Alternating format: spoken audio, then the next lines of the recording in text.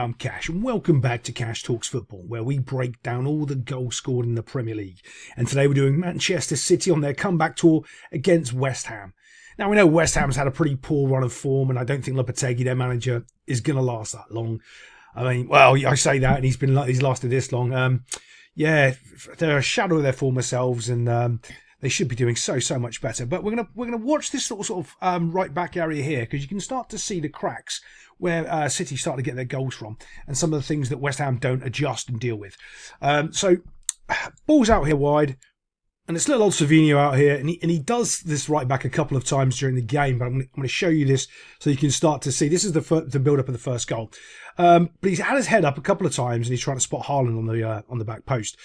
So when he goes past his defender here, he doesn't. What he ends up doing is, because I'm thinking of the other clip, he creates his space to whip in his cross. And he actually separates from the defender pretty well, just by his little bit of a trickery there. And we're going to talk about that, because he does the similar thing down here later on for the second goal, maybe the third goal, I'm not sure.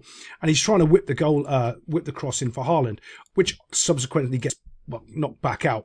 After it's headed clear, now I want you to spot this, right? So as the ball's headed clear and it's coming to this area here, you can clearly see that West Ham don't really seem to have numbers up. What I mean is defensive numbers, right? So you've got one guy back here who's completely been done pretty much the whole game. Savinho, and you've got these three here in their little triangle, and you've kind of got one, and you're nowhere near it because remember, you're not goal side. You're not on the side of the ball over here, so you really can't defend anyone. So you don't actually count as a player involved in this scenario. It's only really this guy here. So you've got 1 versus 3 here, and there's no one really, busting a gut to come over and try to help close down or understand that this issue's going on.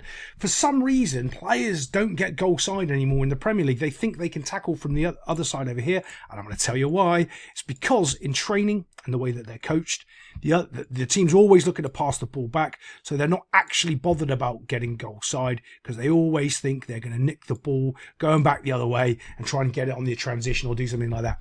And it's just not really, the numbers aren't really there. So as this ball sort of bounces around a little bit, we get a bit of a knock. It's completely unintentional, but look, 1, 2, 3, and of course there's no West Ham player close enough to really challenge or do anything.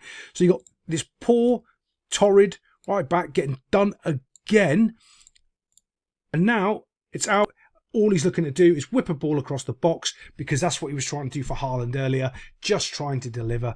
And that's all he's trying to do here, except for it takes a little deflection and it goes into the back of the net box. Why does it take a deflection? Well, first of all, there's not enough pressure on the ball. Second of all, you've got defenders running towards their own goal.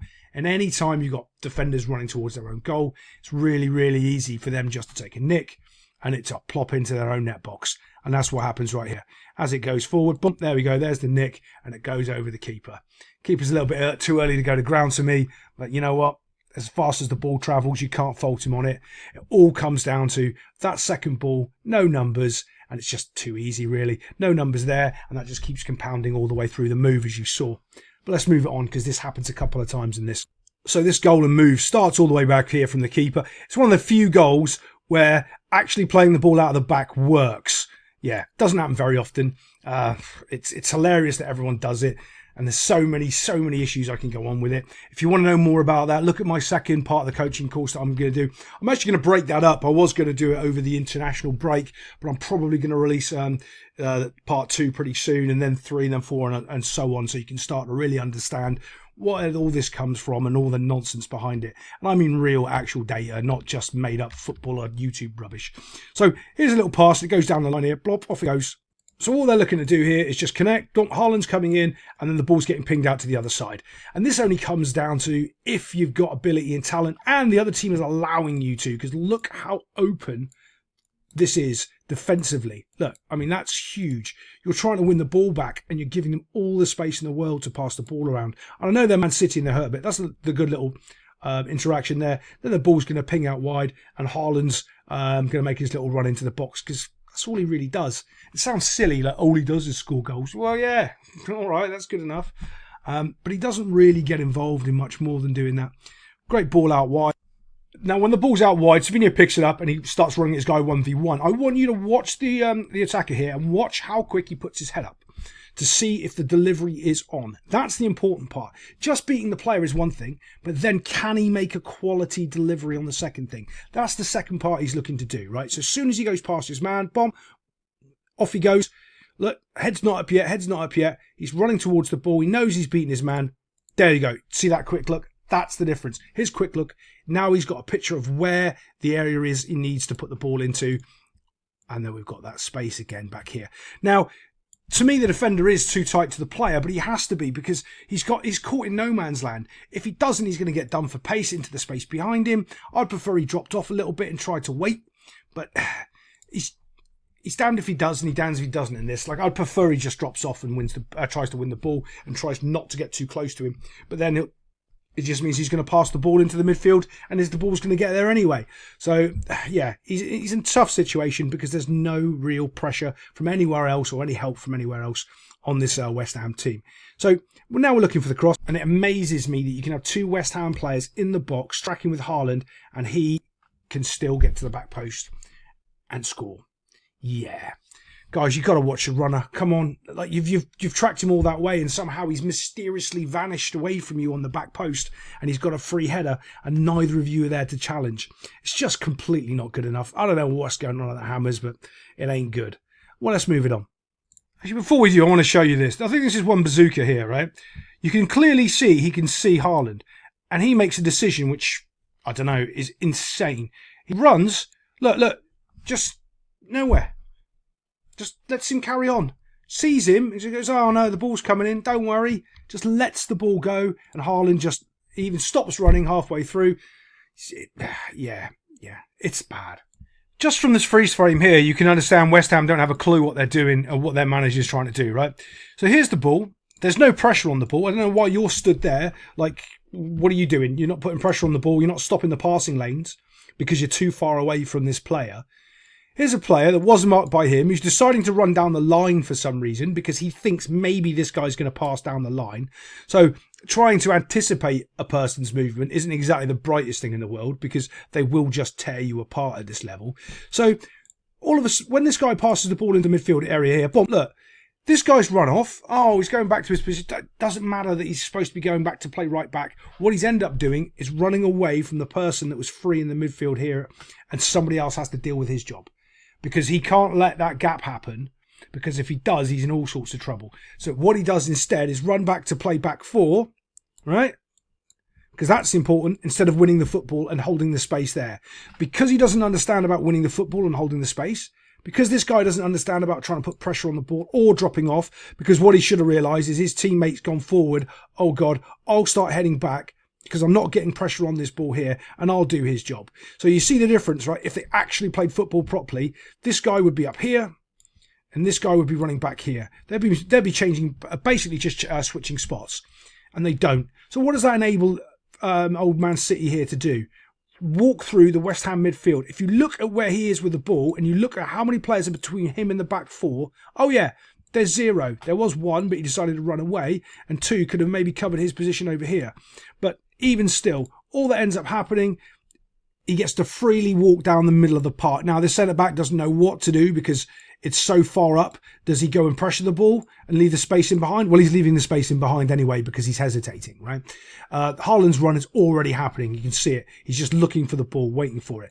This guy's just in no man's land, running back to mark him for no reason. Now, one of the other key points, if he doesn't go back and he stays in the midfield here, if the ball goes out wide, they've still got time to deal with it. If the ball's like, you can just run down the middle of the field and there's no pressure, you don't have any time to deal with it or push them out for a throw in or anything because they're in the middle of the field.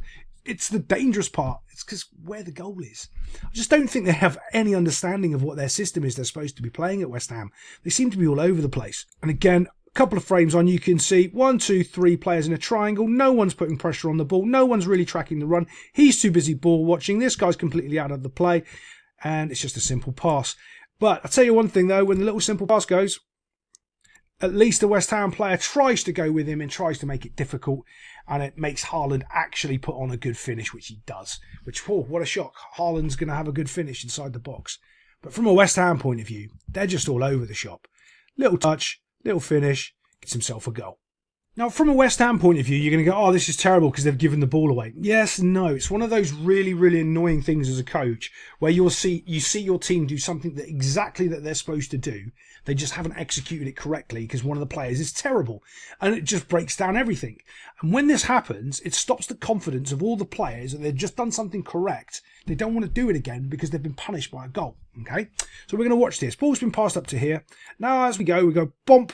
In it goes. We're going to play the 1, 2, 3, and simple pass then is into the space here. Off he goes, and we are out. We've beaten 1, 2, 3, 4, put 5 players full of pressure. He'll be taken out of the game. 6 players and 7, so there's only 3 left, and we are off to the races. Fantastic. We have just used 1, 2, 3, 4 players to beat 7. Brilliant. We're doing the right things. We're happy with that. However, the execution is when the ball goes to here, he just spoons it with his left foot randomly, doesn't hit the guy on the run, which is who you want to try to hit. By the way, the reason you want to hit the guy on the run is because if he misses it, he's backing you up.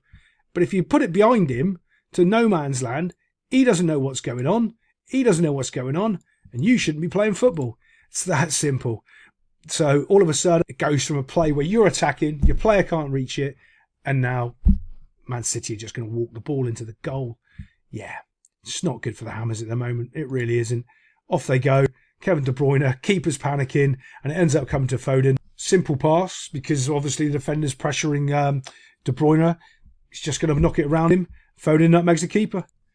Simple. All because someone can't pass a ball 5 yards with his left foot. That is embarrassing. Well, here we go. We know what's going to happen. Someone's got their arm up in the Premier League telling someone what to do. So we know in the next 5 seconds, someone's about to score a goal. Go mark the player over there because I've got a player here to mark.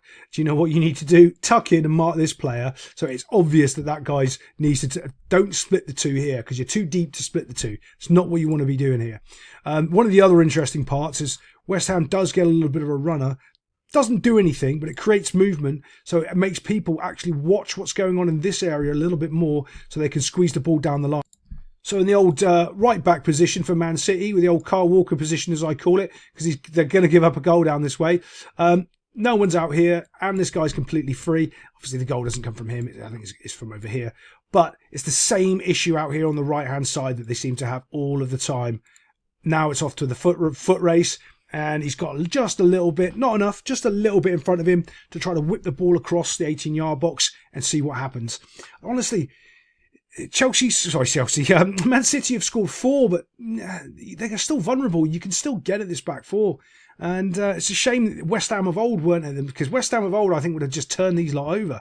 West Ham of last season, but not this season. In cash fashion, completely wrong about the guy who's actually going to finish. Here he is, ghosting in from there. No one's picked him up, just like no one bothered to mark over there. Yeah, and West Ham get on the score sheet. Simple goal, really. A bit easy. Man City have kind of, I don't know, they're just trying to get their feet back onto the pedals and see if they can get the bike up the hill. But at the same time, West Ham, they need to do something quick. And I'm not a great fan of sacking managers, but I just don't think this guy fits with the players that they've got. Other than that, I'll see you next time on Cash Talks Football.